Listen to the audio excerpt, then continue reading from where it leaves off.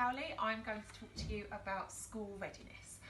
So this is helping your child and you to prepare for your child's next big adventure at big school. So there's lots of things that you can do at home to help your child be ready and prepared. The first thing Mrs. L's already touched on is read.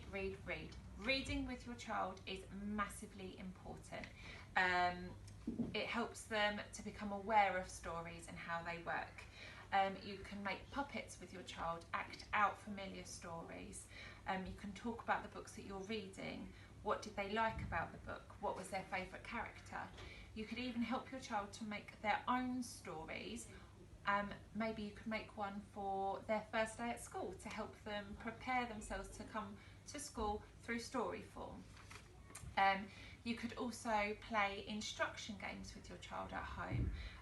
Give them simple instructions to follow, perhaps through building or through hide and seek, just to get them used to following one-step instructions and then maybe even two-step instructions, because at school there's going to be a lot of things that they need to try and tune in for, particularly at the end of the day, etc. Can you go and get your coat and bag and things like that? So they need to be used to hearing more than one-step instructions. You could play schools with your child, take it in turns to be the teacher. You could even practice lining up. They could use their toys. You could then introduce positional language. Which toy are you in front of? Could you stand behind that toy? This will get them ready and help them prepare for lining up and walking around, which to some children is a very new experience. Dressing up with your child at home is a really good way to help them prepare to get undressed and dressed again quickly for PE. This could include shoes, taking shoes off and on, and socks. These are very tricky for small children, sometimes socks to be taken off and on again. You could then introduce zips, which is another tricky skill that children need to learn to do their coats up. Buttons are also very tricky. It's always a good idea to practice this, but they're always something that we're on hand to help with, because we know how difficult buttons can be for tiny little fingers. You could even pretend it's winter at home. What do they need for the winter? Can we practice putting on our gloves, our hats and our big coats? At home you could also sing songs and rhymes with your child.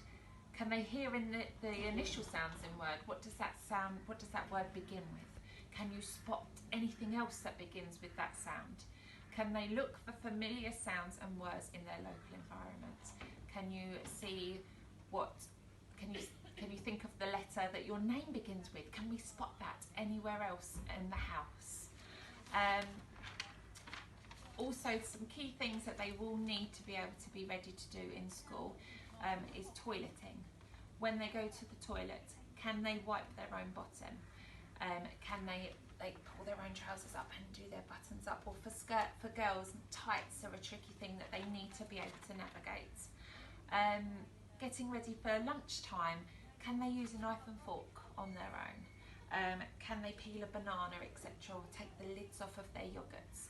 These are all little tiny skills that will just help lunchtime and snack times be a little bit easier for them, because obviously going into a hall with lots of new children and a new environment can be quite daunting. So knowing that they're fully prepared to use their knife and fork and they've got all the skills they need to eat their lunch on their own will help them feel a lot happier.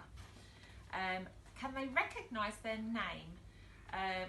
Their name is going to be everywhere when they come into school, on their drawers, on their pegs. Can they spot their name? What letters have they got in their name? What does it look like? This will really help them to know where to hang their coats and put their things. We do use photos normally at the beginning, so we probably will be asking you to send them in so we can prepare their pegs for them. Once they recognise their name, could they practice forming their name? Could they practice writing it? How many letters has it got in it, etc. And finally, we know that because of the recent situation, your children and you might be feeling a little bit more anxious about coming to school, especially as they may not have been at nursery, they may have been at home with you this whole time. So to prepare your child for coming into their new school, you could possibly take a walk our gates, from our fence, you can see the reception playground. So you could ask them, can they spot the playground? What can they see in it? What colour are the railings? How many doors are there? What kind of things would they like to do in that brand new playground that they have when they come to join us? We've got a school website. You could have a look at the school website. There's photos of other classes having lots of fun on there.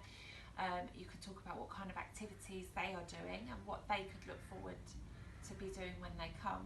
There's even pictures of teachers and all of the staff on there that they will meet when they come in September. We're really looking forward to meeting you, and I hope that you and your child are as excited as we are, and we will be in touch with more information before September so that you're all ready to come and join us. See you soon.